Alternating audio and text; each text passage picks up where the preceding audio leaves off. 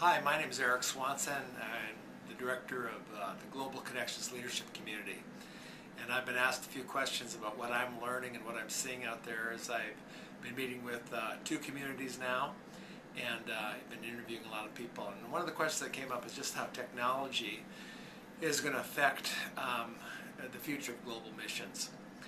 I could speak a lot about that. I could talk about the global media outreach, which sees approximately 50,000 people come to Christ every day over the internet, and how we can use that technology to connect these people.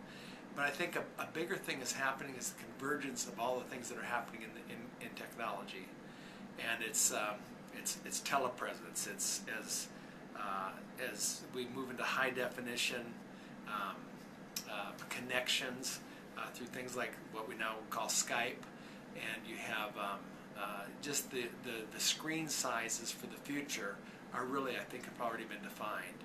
And so we have kind of 3 or 4 big types. We have this one, and this is kind of the standard size for handheld. And then, of course, we have this one, the tablet. And the new one, the new iPad, is going to have the camera on both sides, which allows you to do things that haven't been done before. The third size is the typical computer screen, and the fourth size is the television screen. And so everybody is going to start getting their information and connecting through these screens, especially as the connections get better. Another question I'm asked was apart from Lausanne, which happened back in October in South Africa, are there any other places where cutting-edge missional leaders can meet to talk about global missions?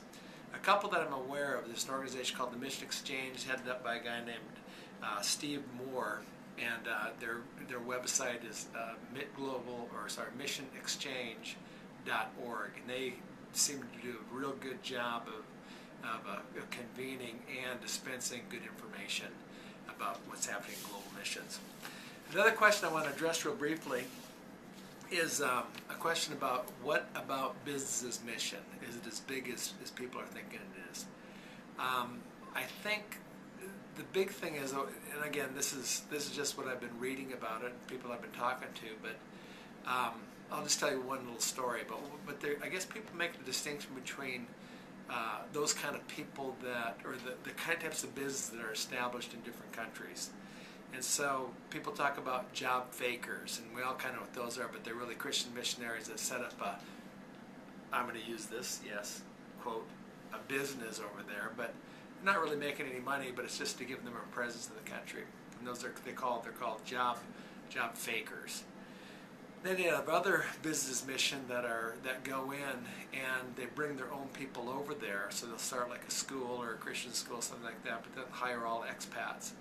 And those people might be called job takers, that they're actually taking jobs from the local economy. Other ones, which I think is really the model we need to be thinking about, are job makers. These are people that go into a country just and bless the people making jobs. This last summer I heard from a guy named Mark Russell, and Mark got his PhD in business as mission. He's written a wonderful book called The Missional Entrepreneur. But he talks about in his study, he evaluated different companies in Thailand. They were business as mission companies.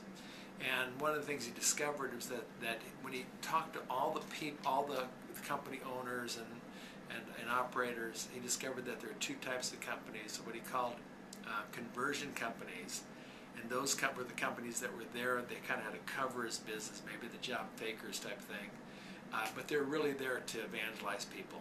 And he said the other group, he called them blessing companies. And they were companies that were very open about who they were as believers, but they say, we're here to create jobs. We want to bless the people of Thailand, because basically there's no social program as good as a full-time job. And when they analyzed who came to Christ, there's about 50 people, 49 people that came to Christ through these 2 groups of companies. And here's the interesting thing, is that of the 49 people that came to Christ, 48 of them came to Christ through the blessing companies, and 1 came to Christ through the conversion companies. And when Mark analyzed that, he figured out that people that are kind of going in with a pretense of something that they're not, in other words, I'm not able to tell you why I'm here, it created distance and distrust with the people. But when they really up front said, we're followers of Christ, and we're here because we want to bless the people of Thailand. That created openness and engagement where people would come to Christ a whole lot easier. I think one other question, my last question I want to just address is how do churches work together with parachurch organizations on the ground? I think that's actually a very good question, because as churches get larger, and in this age of disintermediation, meaning we don't need a middleman anymore, they're less likely to go through mission agencies and work directly with partners on the ground. One of the things that we're discovering in our leadership community, though, is that we might think we're the only partner that another church has, and they've got 5 other churches just like us in different parts of the world.